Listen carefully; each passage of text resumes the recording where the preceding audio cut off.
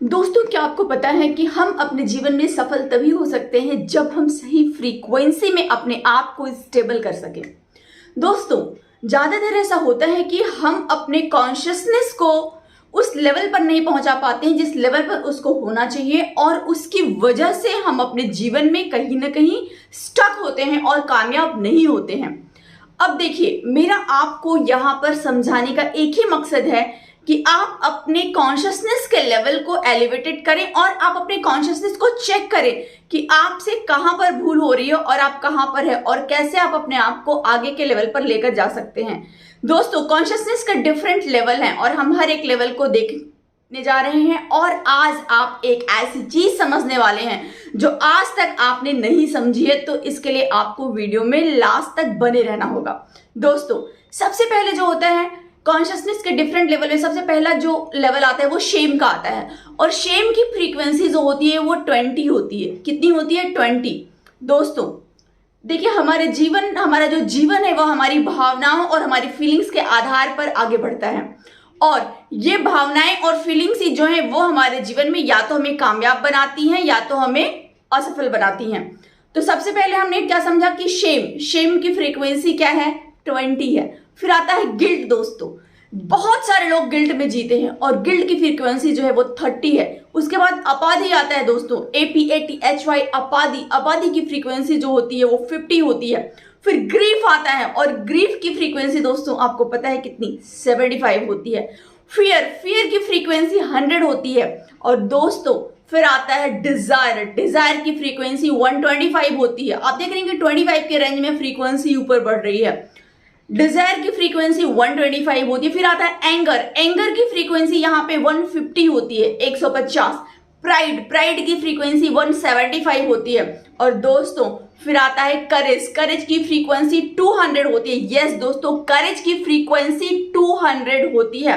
और उसके बाद आता है न्यूट्रलिटी की फ्रीक्वेंसी 310 होती है। यस दोस्तों, न्यूट्रलिटी की फ्रीक्वेंसी कितनी होती है? 310। एक्सेप्टेंस, फिर उसके ऊपर क्या आता है? एक्सेप्टेंस, और एक्सेप्टेंस की फ्रीक्वेंसी जो होती है दोस्तों वो होती है 350। कितनी होती है? 350। फिर रीजन, सोचने की जो फ्रीक्वेंसी है, रीजन की जो फ्रीक्वेंसी है दोस्तों वो 400 होती है। कितनी होती है? 400। फिर आता है उसके ऊपर लव की फ्रीक्वेंसी दोस्तों काफी होती है, और वो होती है 500। कितनी होती है? 500। उसके ऊपर आता है दोस्तों जॉय, और जॉय की फ्रीक्वेंसी होती है 540। यस दोस्तों, जॉय की फ्रीक्वेंसी होती है 540, 540। और फिर आता है उसके बाद में पीस, शांति। पीस की फ्रीक्वेंसी होती है 540, सॉरी, पीस की फ्रीक्वेंसी होती है 600। पीस की फ्रीक्वेंसी कितनी होती है? 600।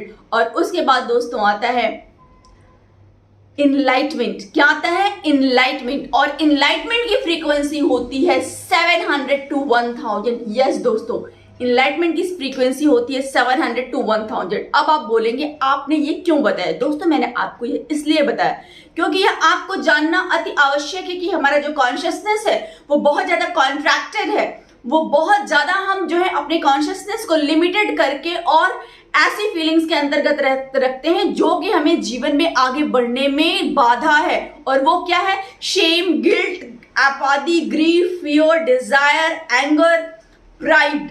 ये सब चीजें जो होती है दोस्तों वो हमें हमारे ही शेल में रोके रहती हैं, हमें लिमिटिंग बिलीफ्स देती हैं। हमें ये एक ऐसी बेड़ियां हैं जो हमने खुद अपने पैरों में डाल दी है, और हम बोल रहे हैं कि कोई हमें इससे बाहर क्यों नहीं निकालता।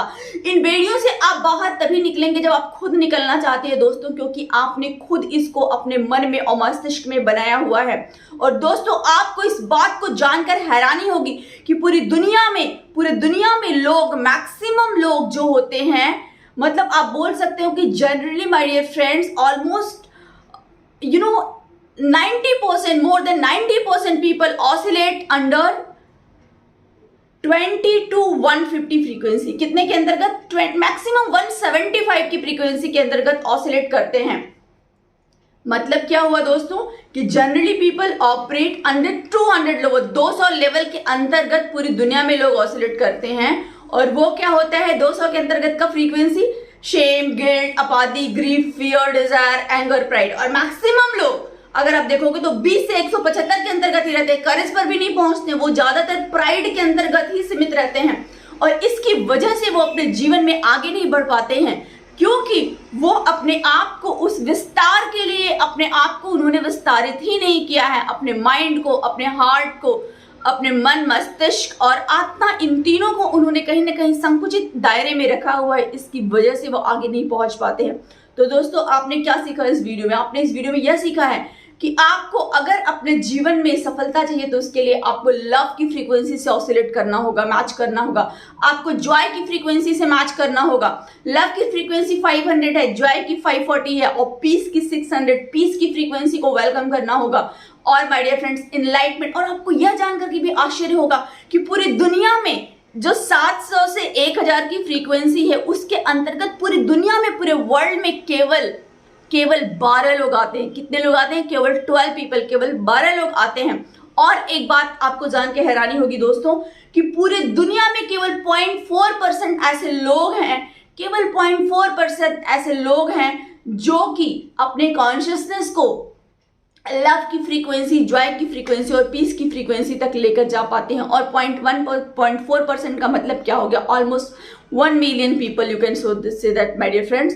तो आपने इस वीडियो में यह समझा कि अगर आपको अपने जीवन में सफल होना है तो आपको क्या करना है? आपको अपने कॉन्शियसनेस को एक्सपांड करना है, जिससे कि आप अल्टीमेट कॉन्शियसनेस की अवस्था को समझ सके। अब मैटर आता है कि आप कैसे अपने अंदर लव, जॉय, पीस और इनलाइटमेंट की फीलिंग को बढ़ा सके। तो उसके लिए दोस्तों, there is only one path and that is meditation. Do meditation, learn real meditation scientific practices and do it my dear friends, because this is something which is utmost important for your life for getting succeed।